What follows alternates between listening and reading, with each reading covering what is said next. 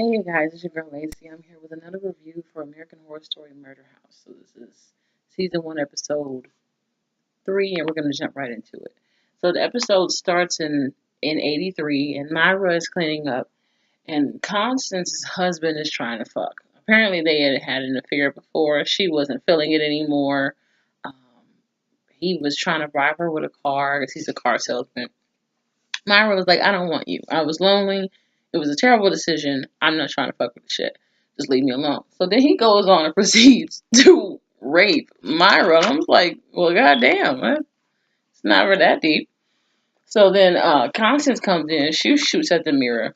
And then she basically just shoots Myra in the head and the eye. I was like, that's kind of fucked up. I don't think I would have shot Myra, but I don't know. Um, then she basically tells him, I've loved you since you were 16. I'm tired of you breaking my heart. I'm not going to deal with your shit. She shoots him 3 times in his chest. I was like, well, fuck. And then she just basically like breaks out crying and just starts tripping out.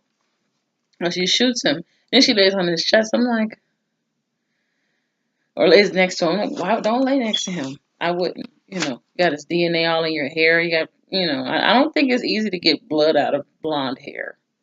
Could just rinse this shit out. I never had blonde hair, so I don't fucking know. So then the scene strolls into like a turnaround scene, and Vivian is talking to Ben. It looks as if she's talking to him about him going to see Hayden, but she really talks to him about their investor has lost their money, so it's all their money is in the house, so they can't move. And she's like, you know what? I wish you wouldn't have kept this shit from me. Don't act like you're a hero. I'll let it go this once. We'll rent a studio apartment. But if you lie to me again, I'm leaving you. And it's like his head is whirling because he has so many lies that he hasn't even begun to hint at telling her. Um, so then the next scene, Vivian is talking to the realtor. And the realtor was like, trying to talk Vivian out of selling the house. And she's like, well, this is not a good market because it'll be a better market in 2013 when we get this bum out of office. I was like, well, fuck you. Thank God. And Vivian's like, listen, you're going to sell this house and you're going to cut flowers and do whatever you need to do. There's a lot more information about this house you should have told me, and you didn't. And I'm not going to stand for this anymore. And if I will think about not suing you for gross criminal negligence. I was like, well, okay. I like Vivian. She flipped out, and because she seems real even. So when she flips out, it's like real significant. And I kind of like that. I think that's, you know, potent to the story. So Myra is hitting on Ben. Um, she's always hitting on this man. She's just showing him what she thinks men want to see. And considering how she died almost getting raped, I guess that's her form of torturing males with what she feels as the image they want to see. And so then Myra and Constance, they had like a standoff, and um, she tells Myra she's a shitty maid and that she's gonna make a lot of money from stealing their what is it, their cutlery, and she's gonna get blamed because she's a thief, and you know how maids get blamed when things go missing. She's like, oh, but you are a thief of biblical proportion, and she's like, including weak husbands. I'm like, no, I'm not gonna say I would have sided with Myra because she is a whore, but I would have just put it more on him. I feel like she puts it all on Myra, and she really doesn't. She addressed him as weak, but she doesn't. I feel like she should put more of that heat onto that husband than Myra because she was married to him, and he's the one that was doing all of that dirt. And apparently, Myra wasn't the only person he was doing it with. So she was like, Myra told her, I'm sick of this. I'm tired of being here. I'm frightened. I want this to be over. Constance said, you know what, bitch, you better buck the fuck up. You here, and that's what it is. Try to leave. She's like, I can't. I can't leave. I want to, but I can't. She's like, well, you know what? This is your own mess. This is your own fault. You made this mess, and I don't feel bad for you. And when I try to feel bad for you, you bitch out, and then I can't. And then I remember that it was your fault. You got yourself in this situation. And I also remember when I see that fucked up eye that I'm a good ass shot. She walked off. Like, bitch, you are cold and heartless, and I love it a little bit, just slightly.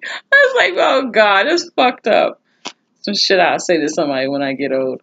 Um, so then she's like, Myra was basically wanting to see her mother. Then the next scene, was it Sally had a bidding. Sally had an appointment with Ben. She's talking about how she's going through a divorce. Her husband is leaving her after 23 years because he says she's boring. I said that part pissed me off. Why would you be with somebody for 23 years, almost a quarter of a century, and then finally leave them because you say they're boring? Bitch, it's too fucking late. I've been boring this whole time, and you gonna stay with my boring ass to the day we die. Boring life. Okay? After having a boring life. You're not leaving me. The fuck? This is death do we part. I've been boring this whole time. What type of shit is that? That pisses me off a little bit. Like, bitch, I've been boring. You just gonna leave now? Like, oh, you're boring. Hello? Where the fuck have you been for the last 23 years? And where were you for however long it took y'all to date before the 23 years? I was like, I just can't fucking do this. It pissed me off. So then Ben, he kind of like zooms in and out. He ends up in the backyard in the middle of him talking to Sally.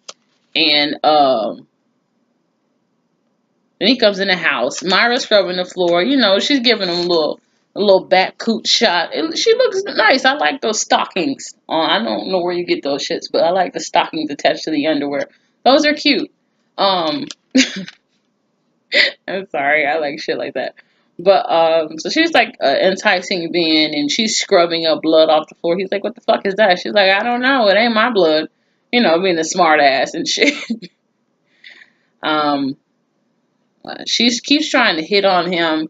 He basically is like, "Get the fuck off me, you're fired." Vivian finds them, and he talks about how she's always enticing him, and she's tired of it, and she's putting on this act, and she's acting one way, enticing me and trying to entrap me, and then, acting another way in front of you, Vivian. And Myra was like, listen, men see what they want to see. And it's like a reflection of how she looks to men and how she looks to women, like how she looks to like Vivian and Constance and probably Violet. I think, yeah, Violet too. And so she's like, men see what they want to see and women see the soul of a person. And she was like, I think I'll just go back and finish cleaning and it won't be an issue. I won't say anything. I won't ever bring it back up again. And Vivian was like, maybe we should let you go. And Myra flips the fuck out. She's like, bitch, you're not going to let me go. I'm going to get some respect this time. You're not going to do this to me. And if he ever touches me again, I'm pressing fucking charges. And tries to fire me unjustly, I'm going to press charges. She's like, okay, now I'm going to get back to my job. I'm going to continue working. And I'm going to take a longer lunch break because I need it. I was like, she really was selling it, talking about I need the money times hard. I'm like, bitch, you're dead. They can't be that hard. They have hit the pinnacle of the roller coaster ride and then just completely dropped. Like, it's not that hard. You're dead, boo. But she was really selling it. So, then Vivian tells Ben, you're like, you know what, you need to get it together. You're tripping because you cheated, and now you're just completely have lost it. You're acting guilty and crazy. He said, I want to move out of this house, and I want to move out preferably without a fucking lawsuit. Get it the fuck together. And he walks out. He's like, okay. And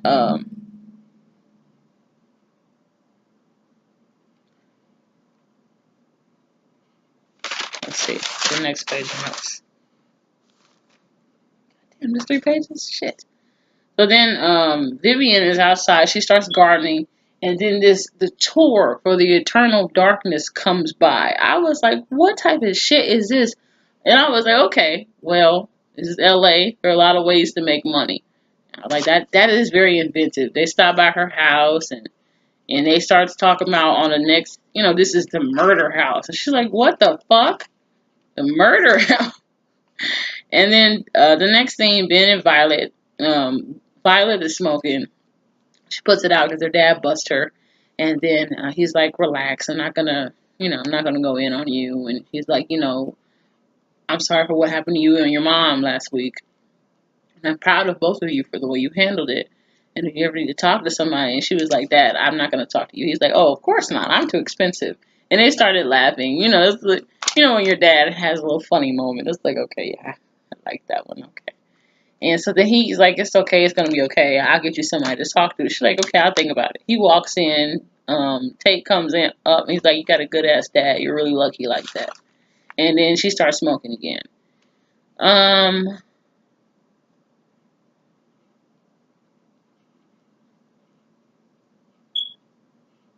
So then Ben goes back in the house. He's tearing everything up. The office, everything. He's trying to find that tape recorder and he cannot find it. And he comes to Myra. He's like, I know you took my tape recorder. Where is it? She's like, I don't know. She's like, here, I made you some coffee. She's like, I don't want any fucking coffee. Where's my tape recorder? She's like, you know what? It might be in my tits. You should look around in there. I was like, so why don't you feel in there? I was like, really, bitch? Like, damn. So then, after that, he was like, I'm not gonna fuck with you. Okay, we're not doing this. So then she's like, okay, well, fine. I'll let your next patient in. He's like, what patient? He came in, started sorting things up, making it look presentable for his patient. He looks up, the woman turns around, is Hayden. I said, bitch, I don't have time today. I don't have time for crazy Hayden. This bitch is nuts. I don't have time for this. And he's like, what are you doing here? She's like, I'm not relaxed. I'm not crazy. I'm not that. I don't trip out that much. I know that Vivian already left. I'm not trying to blow up your complete spot. She's like, listen, I'm moving out here. You're going to take care of me and you're going to pay for all my bills. He was like, bitch, I ain't got no money. So I don't know what the fuck to tell you. And I'm not leaving my wife because I love her and my family. I know I'm a do dirt ass nigga, but I'm going to stay put with my family. Use just something to do because, I was going through rough times. She was like, I'm not a whore, I matter. And he was like, I know that. He's like, I fucking matter. Like, bitch, okay. Okay. I think I don't make no sudden moves around this broad. She's nuts. And she's talking about, she didn't even get the abortion. In my mind, I'm like, is she even really pregnant? Because I don't feel like she is.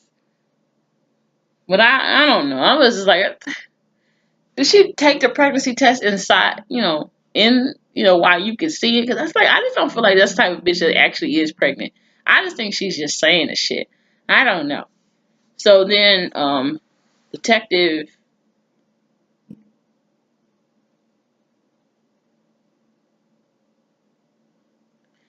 Jack Coquette, he came to find Sally Freeman. She was missing. And then Ben was like, okay, hey, detective is here to find a patient of mine. You have to go. And she's like, all right, fine. Meet me at Norm's at 3:30. And she walked out. I was like, bitch, whatever, I guess. And so he was like asking him about Sally. And he was like, she didn't seem to, she was talking about a divorce and how she was sad, but it wasn't much to it. And the detective was like, yeah, everybody I talked to told me that she was boring as fuck. So, he was looking at his maid Myra, and he was like, I hope I run into her on the way out because she's fine as hell. And I was like, okay, well, she's beautiful. And I thought this shit was funny. So he leaves, and then the next scene is another scene on the Murder House tour. Sal Mineo, he was a 37-year-old actor. He won Golden Globe and was nominated a couple times for an Oscar. And his daddy was a coffin maker, couldn't deal with the fact that Sal was gay. And apparently the scene was that Sal and another gentleman, a white guy, got into it because the guy, I think he propositioned him for sex. And the guy walked up on him and he was like, I'm not gay like you. And he's like, I can't tell because your dick is hard. And then he attacked him. And see, I don't like that shit. If you're not gay and you just like, hey, that's not my thing, that's one thing. But you're trying so hard to prove that you're not gay that you kill somebody. First of all, it seems as if that you're not as straight as you're trying to come off, because you're attacking them like in a physical, physical conquest. It's almost like you trying to wrestle with them so it turns into something sexual. It's like, like you lusting after them and you just got all this heat in you about, trying to fuck with them and you wait for it to just bust out. It's like one of them scenarios. I'm like, if you're not into that, like, okay, that's not my thing. I like women, no thank you. But you just go stab him and then you coming out there with your dick all hard, it's like, you're gay, honey. Don't do that shit. But what bothered me the most was that this white guy killed him and they locked up this brother named, or they said his name was Lionel Raymond Williams. They said he was a petty thief. I'm like, bitch, what type of shit? But it's like it only goes to continue the understanding that there are a lot of people, especially a lot of, well, in that particular situation, a number of black people who are locked up for something they ain't even do. Like, he steals, but he didn't steal nobody's life. Like, you had to lock a nigga up for that. He more than likely got locked up for a long time. So he went down for some shit he didn't even do. That shit bothered me. It bothered me real bad. But I was like, well, it's unfortunate. It happens to people. That's some bullshit. So then the next scene, that's one of the stops on the Eternal Darkness tour. The next scene is Murder House. So Vivian is hearing the guy on the tour talk about the people who first built the house, Dr. Charles Montgomery and his wife Nora Montgomery. And he was a great doctor to the stars, but times got hard, and so then he had to he basically was broke for a while, and he started doing drugs. And so then Nora was like, she propositioned him to come up for dinner. He said, I'm working. She's like, bitch, please, I wish you was working. Get your raggedy ass up here. You ain't working. The fuck? And so he got upstairs. He just woke up, and he was like, he looked at the baby. He's like, what the fuck? Can't even tell me that's my daughter or son. Why you got him dressed like that? And I was like, you can tell that he loves their child, but he was just like, what type of shit? I can't. And Nora was, she was just nagging at him about making money. And she was like, listen, I don't give a fuck about all the rest of that shit. What I know is I didn't come from Philadelphia out here to be poor. So I got a girl coming. She's gonna give you $60, and I don't know how much $60 was worth back then. I'll look that shit up later. Probably won't, but I probably will just for my amusement. I'm like, that $60 ain't shit, but I guess back then it might have been a pretty penny. So then she was like, I didn't come out from Philadelphia to out here for no reason to be poor. So you're gonna work. I don't give a fuck what you have to do. You're gonna make money. You're gonna support this fucking family. They got a girl coming out here. Her name is Dorothy Hudson. She's an actress, and she needs you to hook that up real quick. Don't be blotto. Don't be out this bitch fucked up. Okay, she has friends. They might need some help. Motherfuckers get pregnant, and sometimes they do it on purpose, and then shit they realize it wasn't no good idea. Sometimes the shit just happens. So don't be all white boy wasted. You need to have your head on strong so we can do this abortion. So the girl comes in. She Nora tries to calm Dorothy down and relax her, and then she's like, okay, now before all that nice lovey dovey shit, that's cute. But I need my money up front. And then she gives her some type of, I don't know if it's what it was, something that like makes her like be drowsy, something like a Benadryl or some shit like that. Take the pain away. She'll like pass out for a while and she won't feel everything that's going on. So she's like, Charles, hurry up and do this real quick before this shit wears off. And so it goes back to the murder house, and he talks about 24 girls who got abortions. As far what they know, it's probably way more. Probably way more. Which is interesting because I heard like people like Marilyn Monroe had a whole bunch of abortions because they couldn't be pregnant. And you couldn't be pregnant on the screen. I'm like, well, that's true. Because even Nora was telling Dorothy, you can't be on the silver screen and have an obligation to your skirt. So you're going to have to, understand. You're going to have to take care of that and get rid of that, and we're going to help you do it. So then on the Eternal Darkness tour bus, the guy was like, they over 24 girls estimated had got abortions. And I guess the souls of the babies had, had been crying out so long that they basically came to an untimely demise in 1926. Nora and Charles did. Um, so then, as he's saying that, um, Vivian is spotting, right? So she thinks she's had a miscarriage because she already had one before, which is 6 months before being cheated. And so she runs to the house. The guy on the tour is like, "Hey, you can't go in there." She's like, "Yes, I can. This is my house, bitch. Stay on the bus and mind your business." And so she goes in the house, and then she goes to the doctor. Doctor is like, "Everything's fine. You're fine. Baby's fine. Uterus is fine. Everything looks great." So then she's like, "Are you sure?" She's like, "Yeah, listen, when you're pregnant, you have 50% more blood in you. So spotting is not uncommon. It's somewhat okay. We don't want you hemorrhaging or, having miscarriages and shit, but you spot a little bit, it ain't gonna kill you." And then she was like, "No stress, nothing that causes stress." And so Vivian was like, "Okay, well, we had some issues with the house, but we're moving now, so it should all be over."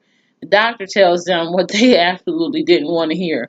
"You're pregnant. It's a high risk pregnancy. You cannot move. Death, divorce, and moving are some of the 3 top things that will cause um, a death in life and complications during pregnancy." So there is sometimes she said, "We don't. If you do all that, that stress will release a CRH. It's a cord, some type of hormone that releases that damages the baby, and I guess it attacks the baby. I could be wrong, but it's a corticotropin releasing hormone." She said high levels of it cause spontaneous abortions. And I was like, "Well, shit. Okay. Well, no moving. I guess we got to stay in murder house." Um, and so then the next scene, Constance is going about the house. She sees Tate. She waves at him, but Tate is like, "I don't fuck with you." He does not want to talk to her at all. And so he walks backwards away from her with a scowl on his face. And she was like, "What the fuck? Just say hi. I'm your mom." Like, what the fuck? And he's just like, in every show, he's either completely disgruntled and nuts or he's a nice guy. It's always one or the other. He's real nice or he's a disgruntled nutcase.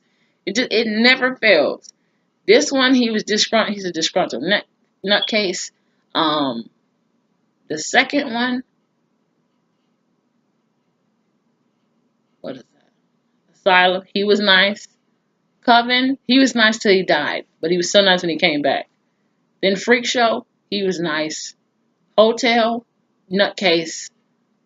Roanoke, nutcase, nutcase, nutcase. And then as himself, he was nice. Then he got murdered. That was fucked up. And then Cult, nutcase. It never fucking fails. Evan Peters is really nice or he's a fucking nutcase. It can never be a combination. It's always one or the other. So she walks past, Constance like, "What the fuck? You can at least say hi." She walks past the house, tells the realtor, "Good luck selling this bullshit, because, yeah, that ain't gonna happen." So,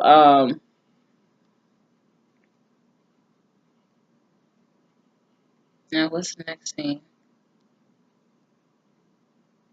So then Ben wakes up again outside on the ground. Constance wakes his ass up, and then she goes on and tells him to build a gazebo. Now he's still digging. As he's digging, Myra is looking and hopefully looking to see if he will find her bones and dig her out of there so she can go. I don't know why she don't just walk up to a motherfucker and tell them to dig her out. I was like, oh, closed mouths don't get fed, honey, but you're dead, so I guess you don't need to eat. So, fuck it all. So then, Constance is telling him to build a gazebo and you can sip on Long Island iced tea and hear the cicadas and all that. It'll be nice and romantic. And he's like, all right, and he's still digging and, he's laughing and all the rest of that. And as he's laughing and looking down and digging, Constance looks up at Myra and, cuts her eyes. She just hates Myra. And I was like, you really should save all of that energy for your for your husband. He's the one who was on this bullshit, but you know how certain women can be. So then Nora's ghost visits Vivian in the house, and she comes in. She's like, and she's basically, because her husband built her the house. She is basically like, oh, you never see this type of wood anymore. Oh, you there's this walnut or something, and she was going through looking at the Tiffany lamps and the Lewis glass. It's like, oh, it looks like a butterfly, and it meant the blue matches my eyes. Like, oh, your eyes are pretty blue too. And then go in the kitchen. She likes the house, but when they go in the kitchen, she flips out because it's modernized. It's like a 2011 or 2000, really a 2010 update, and she's from like the 20s. So she's like, what the fuck? What is this? She's not really used to that. She's like, what is that over the stove? And Vivian's like, oh, that's a pasta arm. She's like, oh, I hate it. She's like, well, listen, if you buy the house, I can have this taken out before you get here. So just buy the fucking house. And so she's like, I can get you, Vivian was like, I can get you some tea. She's like, okay, cool. She asked for water with Vivian and said she can get her some tea. So she goes to warm it up. She doesn't like the microwave. Vivian's like, I don't like it either. And then as they're talking, you see a turnaround scene where you can see the back of Nora's head, and it's like a bullet shot, and then like blood, and then meat, just like a whole chunk of her hair gone, brains gone, just like meat in a bullet hole with some blood stains and no hair. I was like, eh. And so then when Vivian turns around to get the tea, she turns around and Nora's gone. So it's pretty much that. Um, then Ben is digging a hole outside. I don't know why he keeps digging. I think that's something that Dr. Charles was doing, and he's probably taking on his character as the man of the house. Um, and well, another man of the house, because there's been plenty of couples who've lived in the house. So then the detective comes up, tells him about Sally. They found Sally. Sally went to a hotel. I think she took a bunch of pills and tried to commit suicide. She's in a hotel, but she came in with no ID, so they couldn't tell anybody where she was or who she was. They couldn't identify her. So the detective gives Ben his tape recorder back. He's like, you should have told us. He's like, I can't tell you anything because it's doctor-patient confidentiality. And he was like, yeah, well, I guess it's not a crime to be an asshole. So he played the tape, and it turns out he didn't kill Sally. She went to a hotel to take a bunch of pills, and she had slit her own wrist. She was like, finally, I've gotten a rise. I was like, no, nigga, don't get no rise out of that. The fuck? That still pisses me off. We've been together for 23 years, and now you want to divorce me because I'm boring? Bitch, too fucking late. We together. That's it. That shit just pisses me off. 23 years, bitch. You couldn't come to this conclusion after year two. You couldn't come to this conclusion when we were dating. Bitch, I've been boring this whole time. You can't tell me I wasn't boring when I was dating. When we were dating each other, I wasn't boring. The fuck? And so then after that, Violet and Vivian, they go look for an apartment. And this a Latina lady is showing her. She's real flippy, got a real attitude. She had a nice outfit though. I thought that was real cute. She's like, listen, this is the apartment. There's an eye something or other there, so you can plug up whatever you have that's an eye. And so you can just look around. Violet was like, you can give us a minute. And she was like, sure. And the lady was like, listen, 20 minutes, I got another person looking at the apartment. So just do what you got to do and come down in 20 minutes. I was like, what the fuck? It's so rude. But Violet trips out. She's like, bro, I want to stay in the house. We survived in that house. We weren't, we survived and we kicked ass in that house. It's a good house. And she like, Vivian's like, I'm glad you see it that way, but we can't do this. We have to move. And so then Violet was like, you know what? If we move, I'm running away. And I will make sure you'll never find me. And then she walks the fuck out. And Vivian's like, what the fuck? I'm like, Violet, really? First of all, bitch, I'm not running away. All my clothes are with y'all. Y'all got all the money. You don't have much money, but you got a hell of a lot more than my motherfucking ass does. I'm still in high school. And what about me eating? Like, where am I? LA is expensive. What about me eating? Like, where am I going to get the food from if I run away? I don't like this plan. I think we should stay there. I don't think, it's just not going well. So then the next scene, the doctor, she calls Ben, and she tells him that his EKG was fine, but there was laudanum retrograde in his system. And he's like, "What?" She said, "Well, it's a type of drug that they're used for, like as a pre-op drug. They use so that you would go out during surgery operation, so you wouldn't feel anything." But she said it was banned in 34 because it causes like acute memory loss or some shit. And then he was like, "Okay." And then somebody's knocking at the door, so he's like, "I gotta hang up and call you back." And no surprise, he's hating his crazy ass. This bitch, I cannot. He's supposed to meet her at Norm's at 3:30. To no avail, he did not. So now she's rolling through his house, mad as fuck, trying to blow up his spot, talking about, what is her name? Miss Harmon. Miss Harmon. And then she just went straight to Vivian. I was like, "Bitch, you might be fucking my husband, but you don't know me like that. Calling me Vivian, bitch. My name is Miss Harmon. Or Mrs. or whatever the fuck you say that like. I done forgot the proper whatever. Like we're not that close. Don't be calling me no Vivian, bitch. I don't fuck all of that. She was like just trying to blow up his spot, talking about I'm mad, I'm pissed, and I'm pregnant. And then she did that old emotional manipulation shit. Don't touch me. I was like, oh, just bitch. I can't. I just can't. So he was like, listen, let's go get something to eat and let's talk about this and let's plan it. And she's like, okay. So she finally calmed down. They was making out, and he was like kissing her, but he was like, God, I want this to be over. She's insane. I mean, you know what? I don't feel bad for him because this is exactly why you don't cheat on people. You don't know who you're cheating with. You gonna fuck around and get somebody like this. They'll either give you a disease or you get a crazy motherfucker you can't get rid of. He moved on the other side of the country.